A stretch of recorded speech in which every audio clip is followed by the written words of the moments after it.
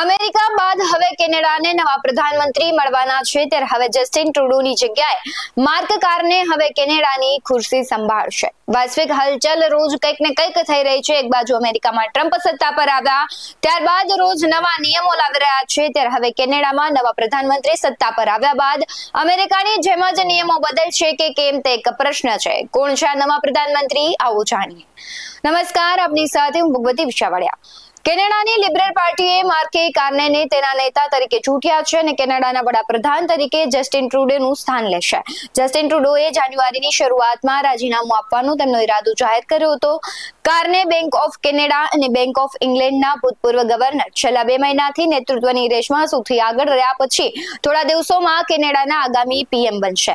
માર્કે કાર્નેનો જન્મ 16 માર્ચ 1965ના રોજ fort Smith, north waste ટેરિટરીઝમાં થયો હતો, જ્યારે તેનો ઉછેર એડમોન્ટન, આલ્બર્ટામાં થયો હતો. કાર્ને 2008 થી 2013 સુધી બેંક ઓફ કેનેડા અને 2013 થી 2020 સુધી બેંક ઓફ ઇંગ્લેન્ડ ચલાવતા હતા. 2008ની સૌથી ખરાબ નાણાકીય કટોકટીમાંથી કેનેડાને ચલાવવામાં મદદ કર્યા પછી 1694માં તેની સ્થાપના થઈ. ત્યાર પછી બેંક ઓફ ઇંગ્લેન્ડનું સંચાલન કરનાર પ્રથમ બિન બ્રિટિશ વ્યક્તિ બનવા માટે તેમની નિમણૂક કરવામાં આવી છે.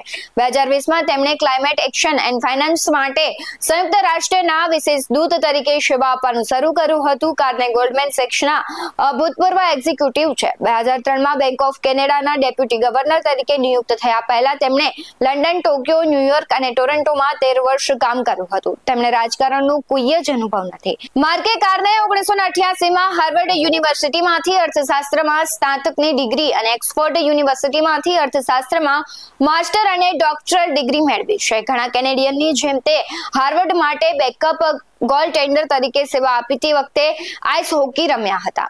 કાર્ને કેનેડિયન, યુકે અને આયરિશ નાગરિકતા ધરાવે છે. છેવટે તેમણે અન્ય બંને નાગરિકતા છોડી દેવાનું અને માત્ર કેનેડિયન નાગરિકતા મેળવવાનું નક્કી કર્યું છે, જે કાયદા દ્વારા જરૂરી નથી.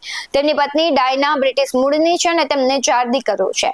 કાર્ને પ્રથમ મતદાતામાં પીએમ પદની રેસ જીતી છે. તેમણે ભૂતપૂર્વ કેબિનેટ પ્રધાન કરીના ગોલ્ડ, ભૂતપૂર્વ નાણાં પ્રધાન અને નાયબ વડાપ્રધાન ક્રિસ્ટિયા ફ્રીલેન્ડને અને ઉદ્યોગપતિ તેમજ ભૂતપૂર્વ લિબરલ સાંસદ ફ્રેન્ક બેલિસને હરાવ્યા હતા. અને આ રેસમાં પાર્ટીના 1,51,899 કાર્યકરોએ મતદાન કર્યું હતું. કાર્નેએ શરૂઆતમાં જ કહ્યું છે કે ટ્રમ્પનો સામનો કરવા તે સૌથી ઉપયોગી વ્યક્તિ છે. ઉલ્લેખનીય બાબત છે કે ચાલુ વર્ષની શરૂઆતમાં જ જસ્ટિન ટ્રુડોને કેનેડાના વડાપ્રધાન પદેથી રાજીનામું આપી દીધું. ત્યારબાદ 59 વર્ષીય કાર્નેએ 86% સભ્યોના વોટ મેળવીને વડાપ્રધાન પદ મેળવવામાં સફળતા મેળવી છે. એવું કહેવાય છે કે કાર્નેને રાજકારણનો કોઈ અનુભવ નથી. તેમણે કહ્યું છે, હું પાર્ટીને પુનર્જીવિત કરવા અને અમેરિકાના પ્રમુખ ડોનાલ્ડ ટ્રમ્પ સાથે વેપાર અંગે મંત્રણા કરવા સૌથી ઉપયોગી વ્યક્તિ સાબિત થઈશ.